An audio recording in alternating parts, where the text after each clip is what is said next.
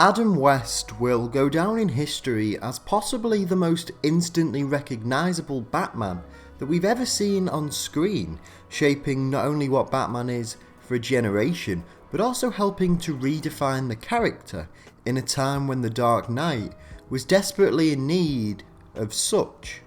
Created in 1939 by the team of Bob Kane and Bill Finger, Batman spent his early years as a homage to the pulp and crime stories that had dominated comic books previously, with the hero largely facing off against mobsters and gangsters, with Batman himself a very different character, this one not advert to killing his enemies. Sorry, Ben Affleck.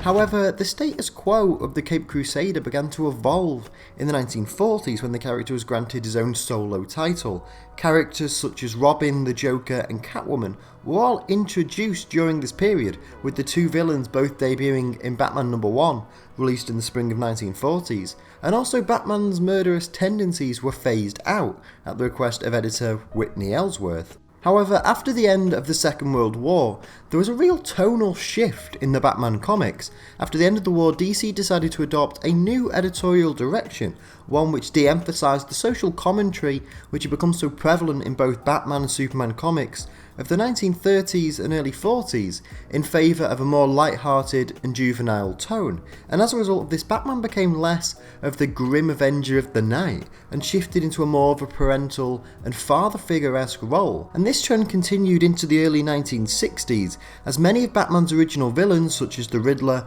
the Penguin and Two-Face, all vanished from the series, with Batman himself continuing to become a more light-hearted character, joining the Justice League in Brave and the Bold number 28 of February 1960, and a heavier focus on more juvenile characters such as Batmite and Ace the Bat-Hound. However, during the 1950s, the comic book market saw a huge shift in terms of its popularity, with interest in superhero comics waning in comparison to new science fiction, horror and crime books. And as a result of this, many of the original Golden Age DC heroes disappeared, and those who did continue publication throughout the 1950s and early 60s, such as Batman, Superman and Wonder Woman, saw a huge decline in sales, and sadly, DC's shift to a more fantastical tone did little to combat the loss of interest, so much so that The Dark Knight was being outsold by comics starring Jerry Lewis and Bob Hope.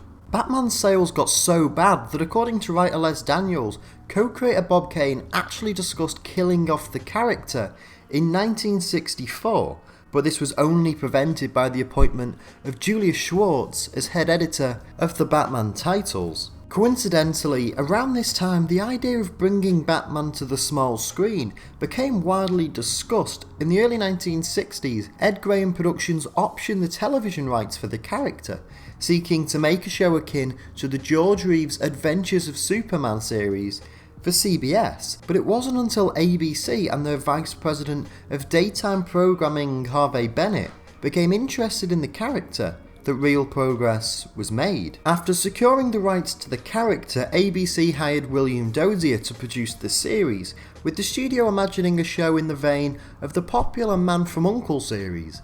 But what they ended up getting was a little more Get Smart. You see, the problem was that Dozier was unfamiliar with the Batman comic books, and as a result was seemingly unaware of the recent shift in character under the editorial of Schwartz, and instead he sought to make the show a pop art-esque comedy, almost a spoof of the Batman character, stating that, "I was a little taken aback because I had never had a Batman comic book in my hands. So I bought about a dozen of them, and then after a day or so, the fairly obvious idea, it seems obvious now at least, make it so square and so serious and so cliche-ridden and so overdone, and yet do it with a certain elegance and style that it would be funny, that it would be so corny and so bad that it would be funny." And honestly, when you think about it, this show shouldn't have worked at all, but it does. And I think it's largely down to the brilliant writing of the show's main team, and carried by the sheer charisma and character of its cast.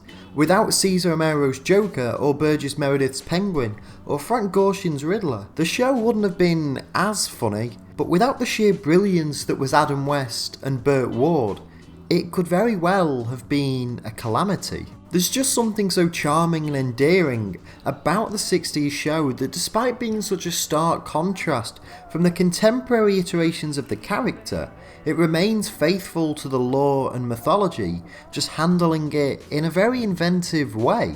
Batman still fought many of the same villains as he had in the comic books. He still operated out of the Batcave with the aid of Robin, Alfred, and Commissioner Gordon. In fact, the show returned many of the forgotten villains, such as the Riddler, Catwoman, and the Penguin, to the forefront of the mythos, and reinvented characters such as Batgirl and Mr. Freeze, laying the foundations for the beloved characters we know today.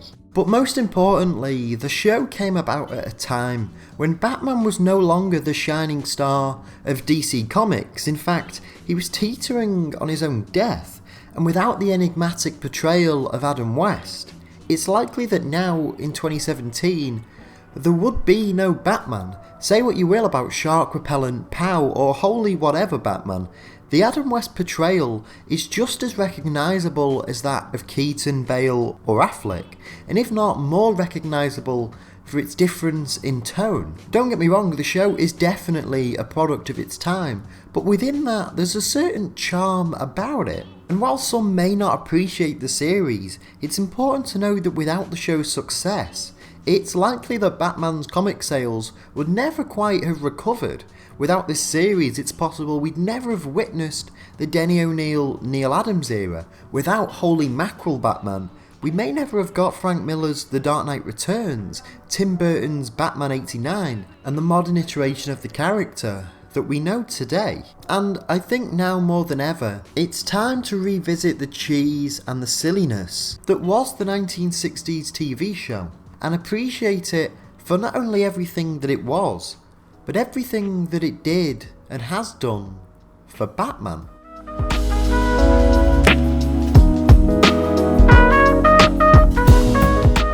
Hey guys, thanks for checking out today's video. As you can probably tell, I wanted to make this video to commemorate and dedicate to the life of the late great Adam West. As you guys know, I'm a huge Batman fan, and Adam West was someone who brought Batman back to life in a time when he wasn't at the peak of his popularity, and really took on a definitive take on the character, one that was very different from what we imagine now, but for that time was game changing and did so much for the franchise and the character in the long run. And I really do appreciate both what Adam West did for the series and what the series was. I recently picked up some Adam West themed merchandise. We've got them, and we've got the Adam West Batman Funko Pop, and I wanted to make this video as kind of my dedication and my way of saying that on behalf of myself that he did a great service as an actor and he'll be missed by many. If you enjoyed this video though, please make sure to give it a like and subscribe to the channel for more weekly videos like this one.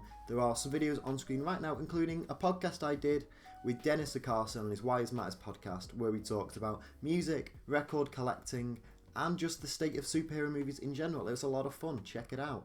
You can follow me on Twitter at Owen Likes Comics, and until next time, take care and keep reading.